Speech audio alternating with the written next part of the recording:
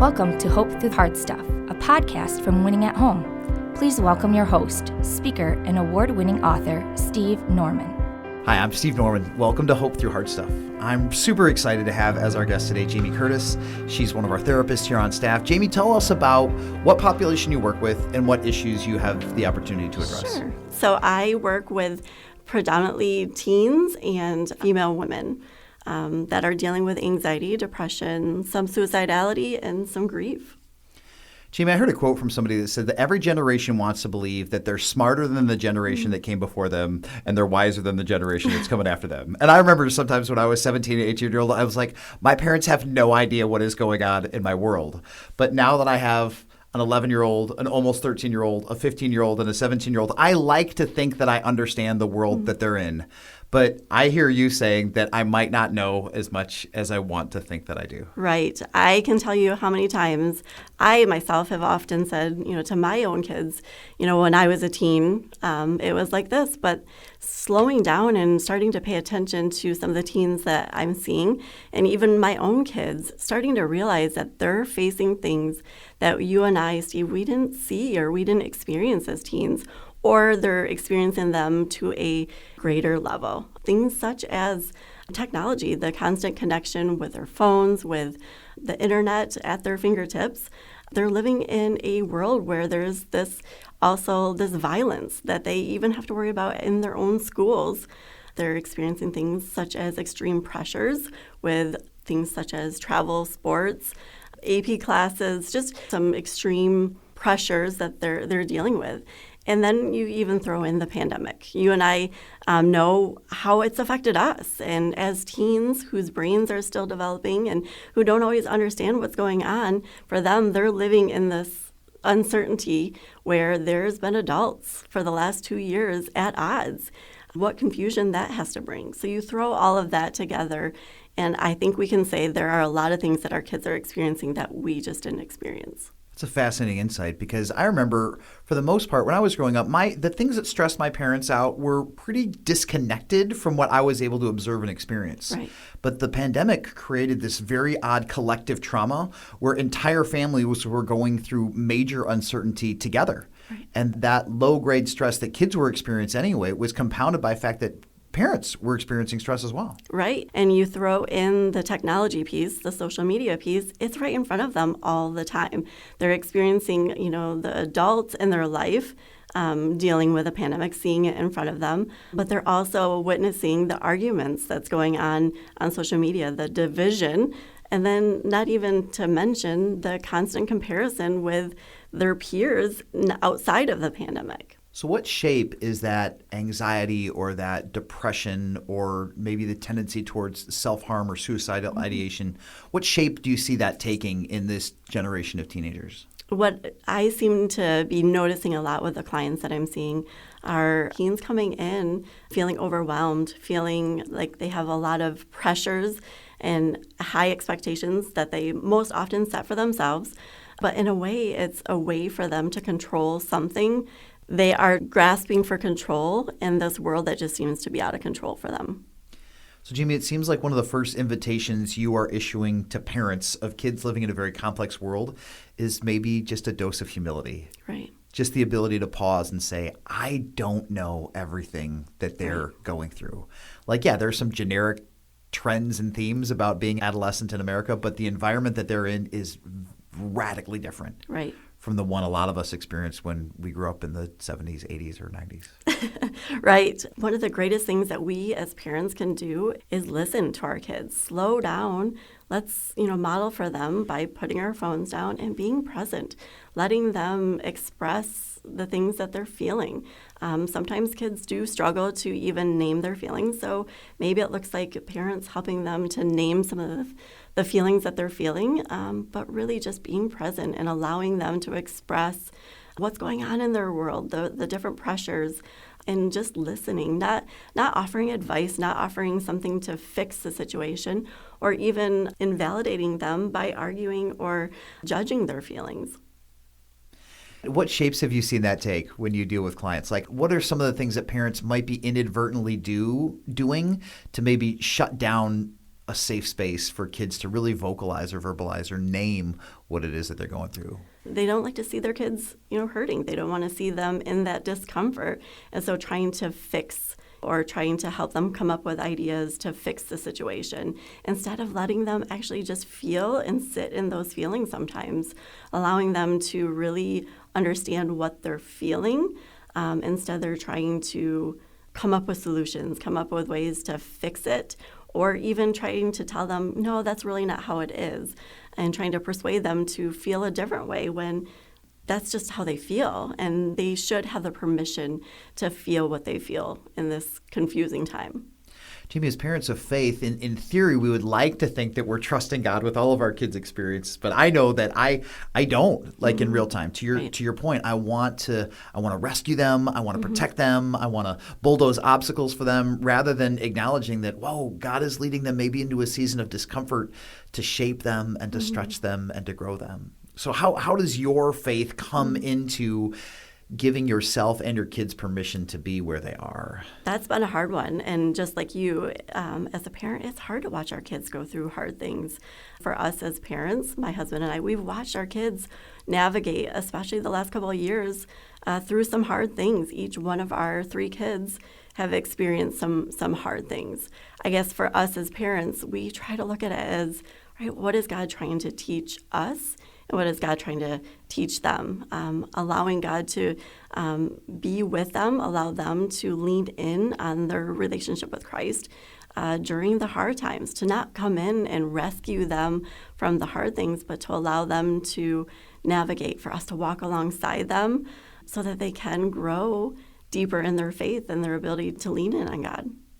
It's interesting, a couple times in Scripture we see God give somebody a promise like Abraham, and that promise for God to be faithful to Abraham's family isn't being fulfilled in Abraham's timeline, so he decides that he's going to help God out, and that just backfires horribly. And I think that there are some times where whenever I try to play the role of spiritual provider or protector, whenever I try to be God in my kid's life, it's not good for me because God never asked me to be that, and ultimately it's not good for them because I can't provide what they truly need. Right. I even look back at my own, teenage years, and there were things that I went through that I'm sure my parents, would love to have just been able to step in and rescue. But those were the things that, when I look back now, that's what molded and shaped who I am today and who I am as a follower of Christ.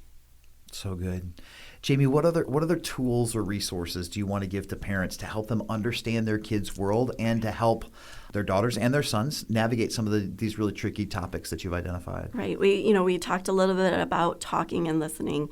One thing that we love to do at the Curtis House, and we're definitely not perfect with it, is naming the good things, because we are living in a hard time right now, and it's so easy to point out the bad things that are going on in our world. And we tend to hyper-focus on that negative aspect. So for us, it looks like us sitting down at the dinner table, which we also make a priority, is at least once or twice a week sitting down at the dinner table, being present with our kids, and asking them, hey, tell us about your one good thing of the day today, to help them to realize that even in the hard, there are good things going on. Just a simple, practical thing. We're working to retrain our brain in that. We are often focused on the negative. That's just kind of seems to be what I'm seeing a lot of, is just a lot of negative and critical thinking. And so when we are working to retrain our brain to focus on the gifts, the blessings that God has given us, we start to realize more often we're pointing those things out more than the negative. So good to hear you say that. I had a friend who told me once, he's like, Steve, when we're spiritually or emotionally unhealthy, our default mode is always self-promotion or self-protection. I want to make myself better, or I want to make myself defended. And I think that commitment to gratitude allows me to say, like, oh, there's something bigger than me and my needs and my preferences that are happening in this moment. Right. And, when we talk about anxiety, we talk about depression, one of the biggest tools is that gratitude piece, because it works towards almost taking us outside of ourselves and really paying attention to things that God has given us and blessed us with and blessed others with. One thing that I love to point out to my clients is Philippians 4:6, where it says to be anxious about nothing, but instead in prayer and supplication with thanksgiving. And we often forget about that Thanksgiving piece. And why is it that God calls us to be in prayer with thanksgiving. So other than around the dinner table, are there other gratitude practices that you encourage families and clients to pursue? Oh, I mean, there are so many different ones. You can create different ways to find gratitude, whether it's really just paying attention to the gifts that God has given you, helping your kids to name some of the things that they're proud of themselves for. I think that we often hear kids talking negatively about themselves. Yeah. That critical voice, how often, we probably hear it ourselves, and helping us to really, it feels weird, feels uncomfortable, but point out the things that we're proud of. Actually acknowledge those things is okay, and it's actually good. I've heard some people have a practice of just even keeping a gratitude journal. Right. Not even as individuals, but just maybe a small notebook that rests on the center of the table to be able to say, okay, we're just going to go around and everybody's going to say one thing that they're thankful for. And at the end of the month, we'll just review the list and just be reminded that whatever it was that we faced before, God was faithful. That's a great idea. And we have reason to believe that God can be faithful again. Yeah, I like that. That's a great idea. What else you got? They kind of go hand in hand that I think is super important that I always like to talk to my teens and their parents about is phones and sleep and how those tend to kind of play off of each other. We know that our kids' worlds are so connected all the time, right? They've got the social media, they've got their computers for school. They're constantly connected. It's how they have conversations with their friends. It's how they communicate with coaches and teachers. It's that constant connection piece. And so one of those things is setting limits with our phones. And for us as parents to model healthy relationships with our phones. What does that look like in your family? Like, how have you had to reframe your interaction with your personal devices in order to model just health and wellness for your kids? It's an ongoing process, I will say that for us. But some of the things that have worked at our house is one of the big things is setting screen time limits with different apps. You can do that through your phone. You can do that through different apps or whatnot to limit screen time. Also for us, our teenagers know we've set boundaries around when they can have their phones in their rooms and when they can't. 10 o'clock at the Curtis house, phones are upstairs plugged in because that's bedtime, and that is time that they need to decompress, unplug, and disconnect from the world. So that's one thing that we try to do. Do they love it? Absolutely not. But we're setting boundaries as parents to kind of help them protect their mental and emotional and physical well-being. Just a technical question. Do phones go off like at the very time that lights go out, or do phones go off a half an hour before they go to sleep or an hour before they go to sleep? Is there like a down ramp between when I power down my device and when I actually attend to get rest? Best thing to do, now whether that happens or not, should be at least an hour before bedtime. So that's the recommendation. Recommended. There we go. That's the word. It's recommended at least an hour before bedtime. Does that happen? Probably not. But if we can at least shut our phones down half an hour to an hour before bedtime, what that does is gives our brain the chance to kind of slow down. Phones, technology, TVs, computers, they rev our brains up. And so then it's harder for us to fall asleep. And with kids, with even adults, having our phones in our room, what do we do when we struggle to fall asleep? We tend to turn to our phones. Yeah. So it's kind of a vicious cycle. What other themes are you seeing, or what other steps are you recommending for parents to take? Right. So one thing to really focus on for our kids is their sleep habits. That kind of goes hand in hand with the phone aspect. Our kids understanding that their brains are still developing, their bodies are still growing. It's so important for them to get between 9 and 10 hours of sleep a night. Obviously, 8 hours would be good. They need the sleep. They need to be able to rest their body, for their bodies to... Just for their bodies to reset and recharge. I think that some spiritual traditions were like, hey, really hardcore people, they stay up late working hard and they get up early to pray. And the more I see the scriptures, the more like rest isn't just a suggestion, rest is a command. Right. So we read the story of Elijah, who has this moment, this like adrenaline pumping moment where he sees these miracles on top of a mountain, sees God call down fire. And then in the very next chapter, he's so depressed that he wants to die. And when the angel says, hey, here's what I'm going to do. I'm going to feed you, and then I'm going to make you take a nap. Right. And I think that sometimes we forget that God created us as whole people And if we can't rest our bodies, we can't rest our souls and our minds. Right. And to think about the bodies that are still growing, how much they need that rest. It's so important, not just for their physical well-being, but for their emotional well-being as well. So gratitude, listening, monitoring devices, carving and creating out time and expectation for rest. Right.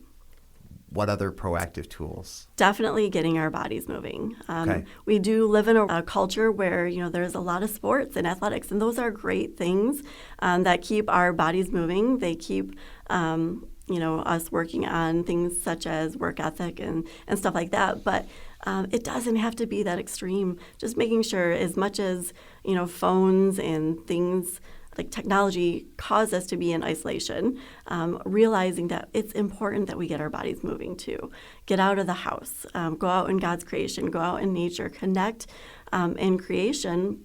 Maybe it's a walk, maybe it's a hike, maybe it's a bike ride, maybe not right now with all the snow, but it's getting our bodies moving is such an important piece to our emotional well-being. So, Jimmy, what do you say to parents who are watching their children struggle with very deep and serious depression, who really are struggling just to get out of their room? How do you make that shift? How do you challenge and also gently encourage to be able to say, I know it's hard to just get out of the cocoon, but the best thing for you in this moment is to get outside, just to move, just to breathe? It's a lot of encouragement, and it's a lot of baby steps. Okay. Because things can feel so overwhelming. When you look at the big picture of things, how overwhelming that can be. So let's break it down. Maybe today it looks like, what if we just walk to the mailbox? Can you go grab the mail for me? Little baby steps to get us out of our cocoon. Maybe it's 5 minutes here and there to come out of your room to spend time with us. It doesn't have to be significant to get that ball rolling, to get our bodies feeling a little bit better, to make that shift into more healthy habits. Perfect. Now, you and I have had some conversations just in the break room on the flip side about how youth sports, if we're not careful, can become too consuming, not just mentally, but also physically. How has your family found that balance between making sure that kids get activity and making sure that it doesn't become like the driving, dictating force in their lives? Right. That's been a difficult one for us at the Curtis House. I think because, we have kids that are very competitive and they do love sports. But when we start to, as parents, recognize some of the heavy stress, the busyness, the constant running back and forth. For us, we started to recognize in a couple of our kids that it was just a little bit too heavy for them to carry. It was becoming more of a chore for them, and they were losing their love and their passion for the sport that they had always loved. And that's not our goal for us as parents. We, Kevin and I, we constantly say we are raising kids that we want to be healthy, we want to be kind, we want to love the Lord. We are not raising superstars or even college athletes. We are raising kids that we want them to have a healthy balance of athletics and sports, but also just more well-rounded in their whole entire life. So what steps did your family take to make sure that your children didn't lose their joy and their love of the game in the midst of all of the chaos and the calendar? So for us, this year has made a shift. We've kind of pulled out of some travel sports for a couple of our kids, which not saying that's what everybody needs to do. It's just what was right for our family. We recognized that the balance was off in our family, not just for the kids that were in the travel ball scene, but also the ones that weren't. And so we needed more of a healthy balance for us, but also recognizing when our kids were looking deflated, being anxious, not wanting to partake in things that they used to love. We were able to recognize that, and for us it looked like stepping back for a little bit, at least for the time being. It's so good. But there is that middle ground that we need to wrestle with sometimes, because obviously no movement can lead to further or deeper depression, but a life that is filled with only movement or performance anxiety around that sport can kind of swing wide and cause anxiety on a different way. So Finding that middle is important, even when it's tricky. Absolutely.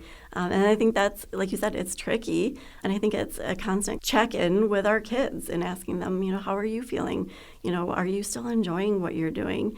Kind of really, again, letting them name some of those feelings. And it might be you might have to help them name some of those feelings that they're feeling. Jamie, you've given us some really practical steps: talking and listening, boundaries around technology, encouraging sleep, pushing into gratitude, challenging towards movement. What else is on the list that we still need to cover? I guess my last thing would be talking to your kids when and if it gets to the point where you are seeing anxiety and depression really just playing a big role in their daily life, if it's starting to really impact school and their joy. And maybe that's when, you talk about counseling, talk about if that's a need, and giving them the understanding that it feels scary, it feels overwhelming, and it might even feel a little embarrassing, but it's okay. I talked to a lot of teens in my days, and so many of them, once they get through that first step of stepping in my door, they start to realize that the time that they spend in the office with me or with another therapist, it's rich, it's good. They look forward to that time. It's time that they feel that they can just release some of the stressors in their world and talk about, some of the things that maybe they don't talk about with anybody else. So helping them to understand that it might feel scary, it might feel embarrassing, but giving them the permission to say, I do need some help.